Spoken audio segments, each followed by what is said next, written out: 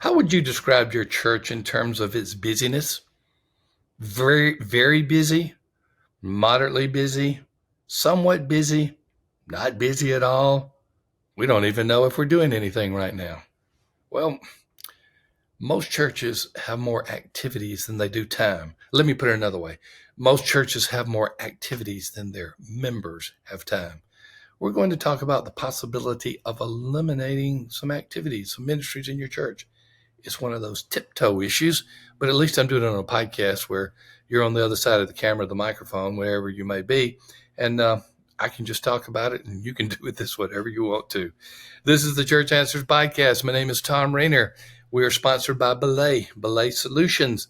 They are the place where, look, one of the things I love about Belay is you determine how many hours you want of an assistant or a bookkeeper or whatever their virtual positions are. And you decide the number of hours, they match you up, and then you're off to the races. And we have great team members who have come through Belay who are part of our team now. And we'll continue to use Belay for years and years to come, just like we have for years and years to this point. Get their download, 25 tasks a pastor can delegate to an assistant at belaysolutions.com/Thom Rainer, or just click on to the show notes to look at that, read it, download it. Okay, let's get back to the topic at hand.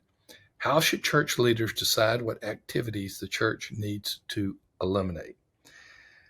Well, the first thing I want to say is consider the cost of eliminating it.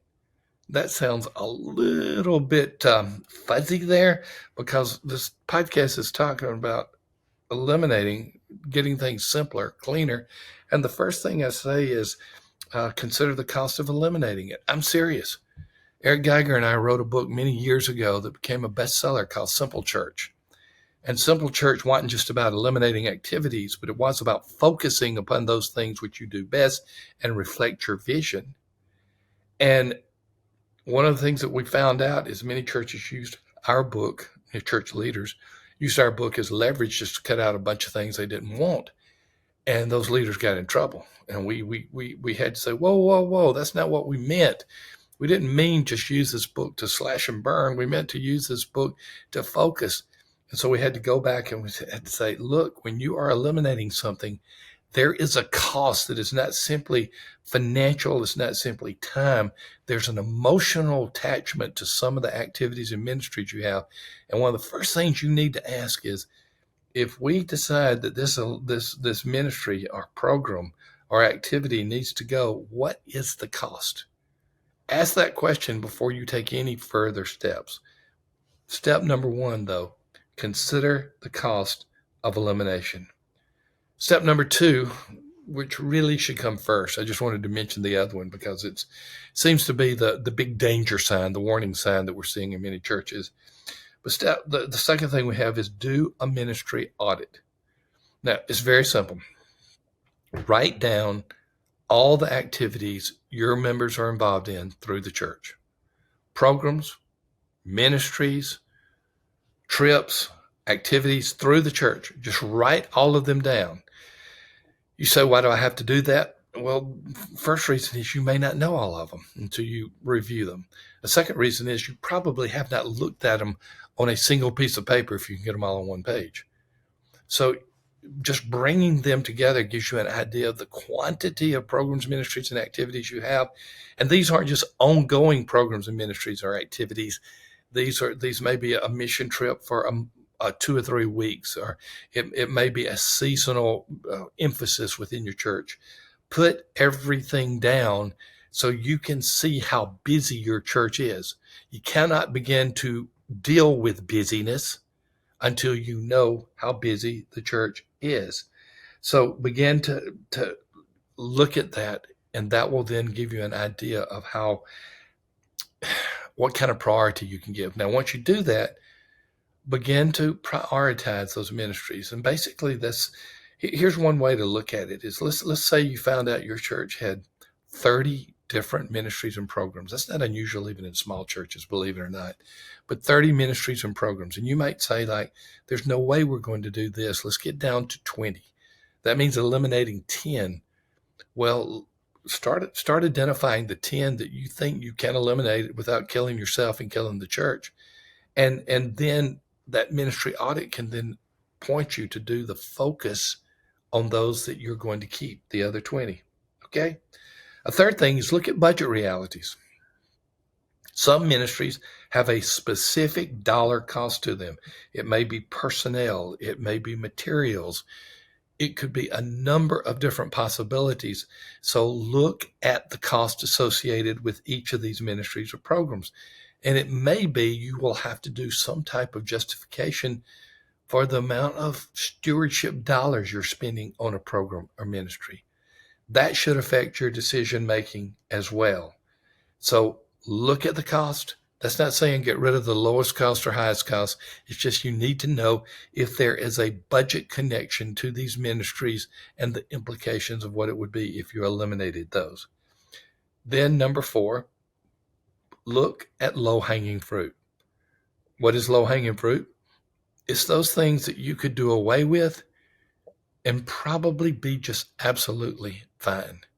An example, did a consultation, got the list of all the ministries and the programs, looking at the list, and I then asked them, and in them being an interview church leaders, I said, tell me how many people you estimate are involved in these activities. And I got to one of them, and it was some type of mission emphasis group.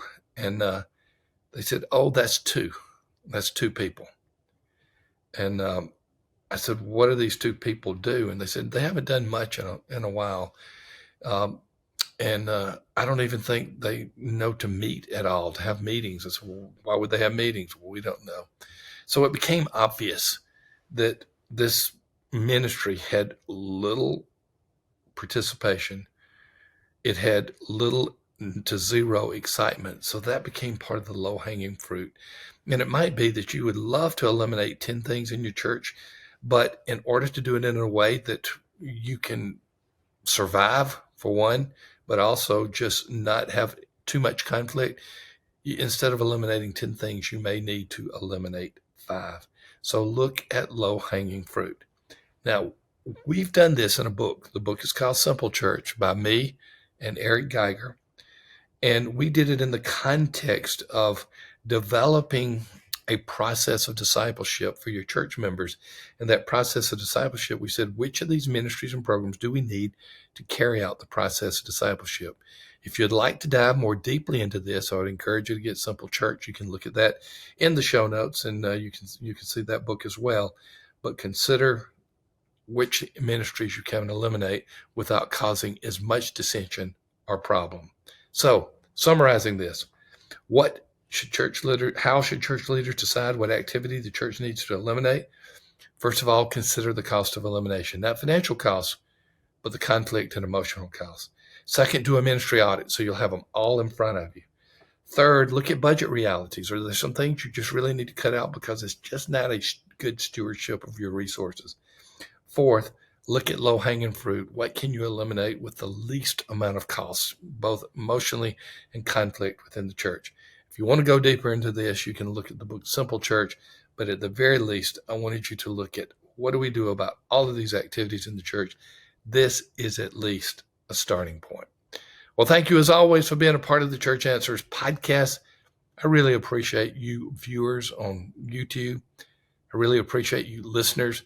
I have no idea all the apps. Well, I know some of them. I can see some of them that you use. I don't see you on them, but I know that there are a number of apps that you use. And I know that a number of you just listen to the podcast directly from churchanswers.com. I appreciate all of you. This podcast has seen some incredible growth. And it's not just the numbers that excite me. It's the ministry impact. And you are the reason for the ministry impact. As always, thank you, Belay, for sponsoring us. Thank you for being a part of this ministry and being a partner with us in ministry too. I'll see you in the next Church Answers podcast. Hey, folks, this is a PS to our podcast. We got some exciting stuff that we want to offer you absolutely for free. Sam, when you think about predictive factors in a church's growth, if you take out demographics, what are some things that come to mind? Just 2. I mean, don't give me a list of 10. Just 2 or 3 things that come to mind on predictive growth of a church. Well, evangelism and whether the Eva- church is doing it or not. And then Bingo. I and then I will add, is it an ongoing evangelism emphasis Double as well? bingo. And maybe something about leadership and their commitment to that. So all of the above. Evangelistic churches have evangelistic pastors. Is It, the staff, is the lead pastor doing the work themselves? we have a free download for you, and it's actually a sheet that you can self-score. You answer 20 questions, anywhere from strongly disagree to strongly agree, and we come back and we predict what your growth rate is going to be for the next year in worship attendance. It's not a perfect tool, but it's a good tool. There's a link to that for the attendance predictor. Look in the show notes. You'll absolutely love it. That's cool. We'll see you soon.